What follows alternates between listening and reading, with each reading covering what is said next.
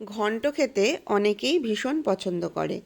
আজকে নিয়ে এসেছি পেঁপে দিয়ে এই ঘন্ট। পেঁপে খেতে অনেকেই চায় না। পেঁপে কেটে নিয়ে এরকম জলে ভিজিয়ে রাখতে হবে। পেঁপের একটা কষ থাকে, সেই কষটা বেরিয়ে যাবে এবং পেঁপের ভেতরকার যে এই আঁশগুলো, এগুলো চামচ দিয়ে বের করে নিতে হবে যাতে তেতো না লাগে। এভাবে গ্রেটারে পেঁপেটাকে গ্রেট করে কুচিয়ে নিতে হবে।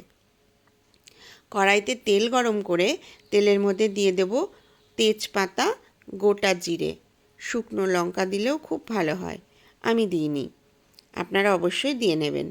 এরপর দিলাম এর মধ্যে ছোট করে কেটে রাখা আলু। আলু দিয়ে বেশ ভালো করে লাল লাল করে ভেজে নিতে হবে। আপনারা কে কোথা থেকে দেখছেন এই রেসিপিটি? যদি ফেসবুক থেকে দেখেন অবশ্যই আমাকে একটা ফলো করে রাখবেন, আর যদি ইউটিউব চ্যানেল থেকে দেখেন তাহলে প্লিজ একটু সাবস্ক্রাইব করে রাখবেন। আমার পরবর্তী নোটিফিকেশান পেতে আপনাদের সুবিধে হবে। এবার আমি এর মধ্যে অ্যাড করলাম অল্প পরিমাণে মুগ ডাল। মুগ ডালটা ভালো করে লাল করে ভেজে নেব, আর তার সাথে দিয়ে দিলাম কয়েকটা চেরা কাঁচা লঙ্কা।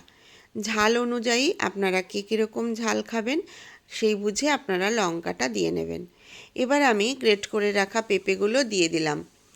ভালো করে পেঁপে, আলু এবং মুগ ডাল একসাথে নাড়াচাড়া করে নেব। এই রান্নাটায় কিন্তু এক ফোঁটাও আমি জল দেব না, কারণ পেঁপে থেকে খুব সুন্দর একটা জল বেরোয়, সেটা দিয়েই পুরো সবজিটা সেদ্ধ হবে। এবার দিয়ে দিলাম পরিমাণ মতন হলুদ এবং নুন। নুন হলুদ ভালো করে মিক্স করে ঢাকা দিয়ে গ্যাসের ফ্লেমটাকে সিম করে দিতে হবে। পেঁপে থেকে জল বেরোবে, সেই জলেই কিন্তু মুগ ডাল এবং আলু সেদ্ধ হয়ে গেছে। দেখুন কি সুন্দর লাল হয়ে ভাজা ভাজা হয়ে এসছে, গন্ধও বেরিয়েছে খুব সুন্দর একটা, আর সমস্ত কিছু কিন্তু খুব নরম হয়ে এসছে। এইভাবে যখন অনেকটাই ভাজা ভাজা হয়ে যাবে, নামানোর আগে অ্যাড করব আদা বাটা এবং মিষ্টি। একটু চিনি দিলে টেস্টটা কিন্তু ব্যালেন্স হয়। ভালোভাবে এই আদা এবং চিনি আবার আমি পেঁপের মধ্যে মিক্স করে নেব। দেখুন ঘন্টটা কিন্তু আঠা আঠা হয়ে এসছে, খুব সুন্দর সেদ্ধ হয়ে গেছে। আর মাঝে মধ্যেই ঢাকা দিয়ে কিন্তু নাড়াচাড়া করতে হবে। একটু সময় লাগে রান্নাটা হতে, কিন্তু ভীষণ সুস্বাদু হয়, আর খুব কম মশলায় রান্নাটা তৈরি হয়ে যায়। নামানোর আগে ফ্রেশ ধনেপাতা কুচি দিয়ে আমি নামালাম। আপনারা চাইলে ঘি গরম মশলা দিতে পারেন।